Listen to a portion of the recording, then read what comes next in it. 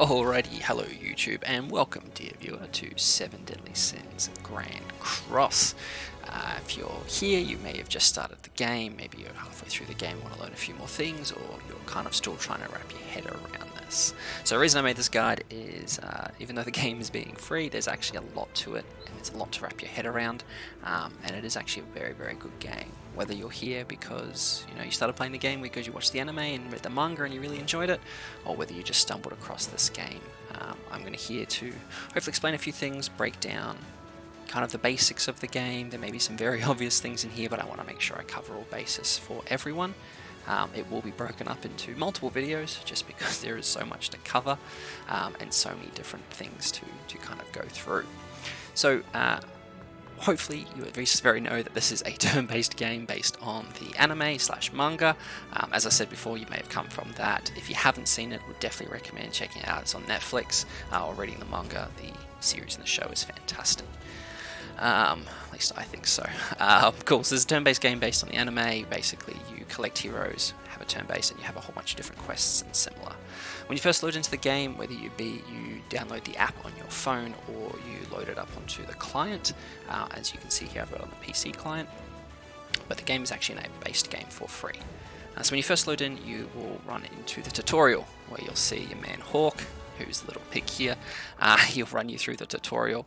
Now there is quite a lot to the tutorial. There's a lot of him talking at you, a lot of things to skip through, a lot of text to read. So you might have just skipped through a whole bunch like I did and learned as you go, or you might be a good person and actually listen to the tutorial. Either way, I'm here to summarize it, or if you've skipped it entirely, hopefully cover off the stuff that you would learn in the tutorial. So this is basically, once you've gone through the tutorial, you've done your first battle, and you kind of load into the game. Every time you load in, you'll load into this tavern. Now, this tavern is kind of like your home base or your starting point for the game, and every time you log in, as I mentioned, you'll come into this point. So this is where you will interact with other characters that you collect as throughout the game, whether it be, Barn, Elizabeth, Escanor. Now these are all heroes that are part of the 7 Deadly Sins crew, which if you watch the anime you'll know, and if you haven't you'll learn as you play the game. But you collect these heroes and you play as the main hero Meliodas here. As I mentioned, the tavern is where you basically interact with all the different people. You can do different things, you can sell things, you can cook things, you can salvage equipment, buy equipment, exchange things. So this is kind of, as I mentioned, your home base. Now I want to quickly explain the HUD. So you're in the tavern, but all this stuff around the outside, the heads-up display, I want to cover and make sure it's kind of clear and obvious. So let's go left to right, top to bottom. So this basically just hides the HUD.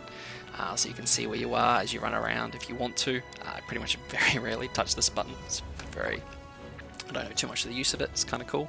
Next you have your name, which I very aptly named after the gangster pig we have over here. Next to you in the boots with the little wings, you have your stamina. So your stamina is basically used every time you want to do a battle, a boss fight, a quest, anything along those lines. Basically recharges over time, and you get 1 stamina every 2 minutes, or you can also use stamina pots or potions that recharge your stamina, which you can get throughout the game and through certain quests. Next you have just your total level. If you click into it, it'll give you your player info, your friendship in the local villages, any buffs you currently have. But that number there, that number 100 is basically your level. 100 is currently the max, so don't want to brag, but I'm max level. Next is you have gems and diamonds. Now the gems and diamonds is kind of like the special currency in the game. Basically what it allows you to do, it allows you to draw for heroes, which I'll explain later. It allows you to buy cosmetics for different heroes, and kind of the special equipment in the game. Next you have your run-of-the-mill coins or gold coins currency. This is your standard currency like in any game. It allows you to buy equipment, it allows you to purchase food, level up heroes, evolve heroes, do all that kind of good stuff. Next is your mail.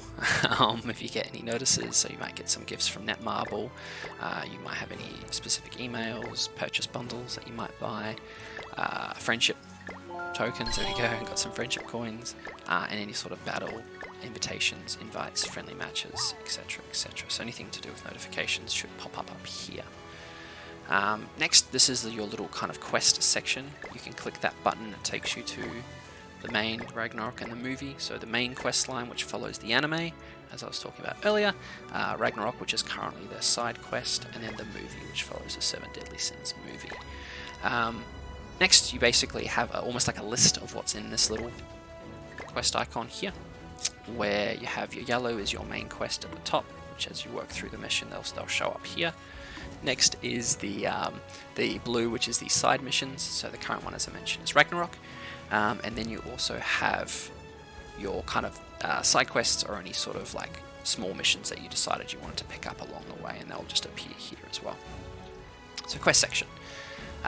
Little share button if you want to share to YouTube, Twitter, Facebook. Your chat, so one will have your knighthood chat. You'll also have the global chat.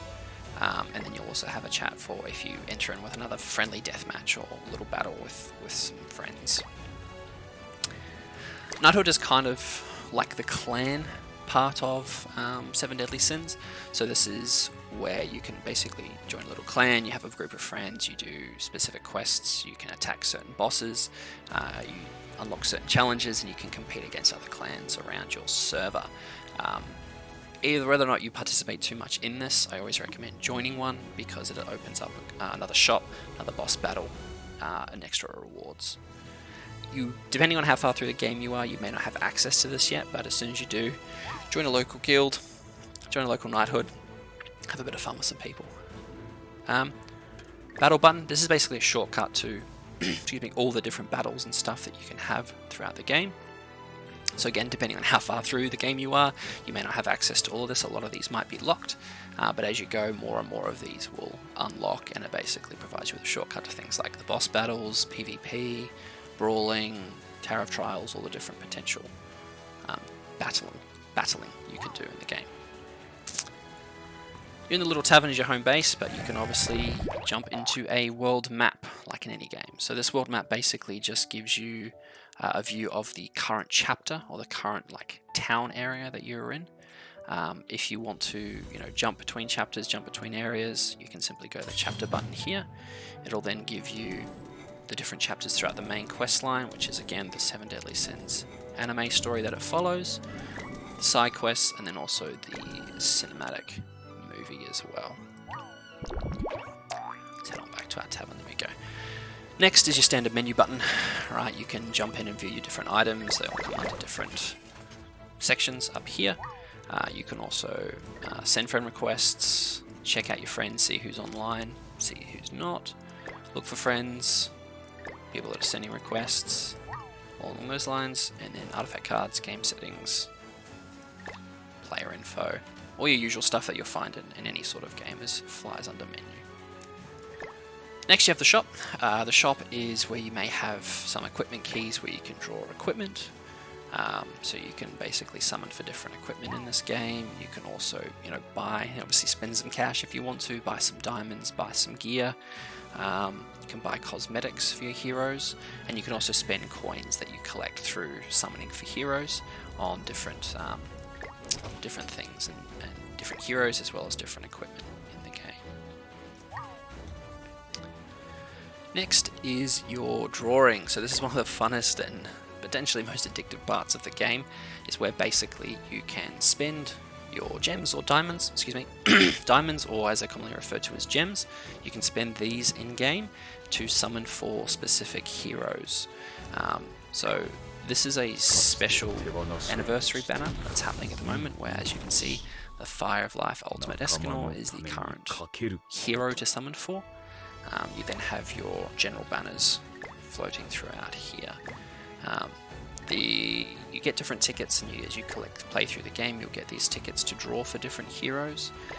The only one that actually costs diamonds is this guy here. I wouldn't really recommend summoning on this one, because as you go, you'll get free rolls in this, and you'll be able to collect these heroes as you play the game. If you want to, of course, feel free, but you usually want to save your gems for summoning for special event heroes. Which there's a YouTube full of other YouTubers and myself as well. We do summoning videos on what heroes to summon for, when to summon, whether to skip the banners, because these gems are very precious. The diamonds are very precious, and you want to make sure you're you know, especially if you're free to play like myself, my account's completely free to play, you want to make sure you save your gems for the right heroes. So quite commonly, you know, when you summon or when the festival comes out, there'll be a few terms that are thrown around in terms of, say, for example, pity or banner, anything along those lines. So what the banner means at first is the rates of the different heroes. So every time you have a new quote-unquote banner, a new set of heroes will be accompanying the main hero. So this is your main hero with the rate up, which is what you want to summon for, and then you can also unlock any of these other heroes, which are SSR, so these are the higher grade heroes that you want to summon for. So when you hear other people talking about how good or bad the banner is, it basically means how good are these supporting heroes for the main unit itself. This is a good banner, this is a festival banner, so if you are playing the game and you do have some spare gems, definitely recommend summoning for it. The Ultimate Escanor is the best unit in the game, and there's a whole bunch of other great units in here as well that'll help you in both PvE and PvP. So this is a banner, supporting heroes to go with that. Now you also have what's called a pity, so this is for example a 900 pity. So what that means is it takes 900 gems to get a guaranteed Escanor. So this will be a 900 pity. We do have some where it's say 600, so if you ever hear that, it basically means how many gems does it take to get a guaranteed, you know, draw on this hero. Now you can spend, you know, you might spend one gem, draw one time, and you might get him straight away. So you can draw him without finishing the pity, but you will need to run through, you basically just run your chances, right? So these numbers don't look great when you're summoning, but you know, we all hope that we get heroes like this, and yeah, as you go, you level up more and you get more heroes. Cool, now this is also the Heroes tab, where you have a collection of all your heroes. I will do a separate video on this because there's a bit to cover here, and this is already going to be a longer video. So basically this is all your heroes in this hero tab, and there's a whole bunch to do here, but this is where your hero collection, for example, from your summoning comes from. Next you have your quest tab, so this is kind of give you a fuller breakdown of what's going on over here. So if you go into quests, it allows you to break down the main storyline, right? Like the first top part is obviously what's currently in progress, main story, side story. So this means I'm currently up to date, waiting for Netmarble to release new ones.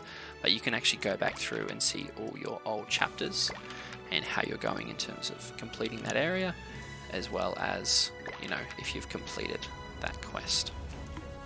And again, that's the story. You can also check your side missions, which you're currently still waiting on. Your daily tasks.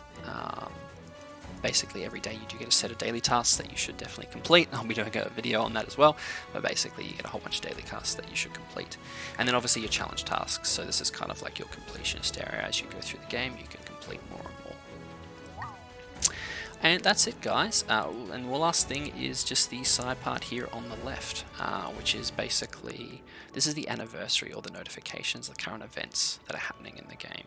So at the moment, as we're talking about, we have the current Escanor event.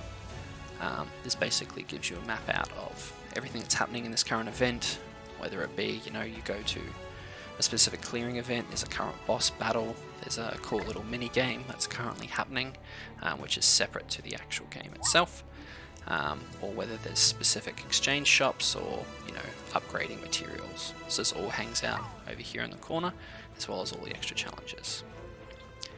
And that's it for the first video, guys. I will be touching on a few more, and I'll have a whole bunch more videos coming out to explain the rest, but hopefully that gives you at least a high level of, you know, the tavern, what you're looking at when you first load in, and how you can go about the game. Thanks for watching, and I will see you all soon.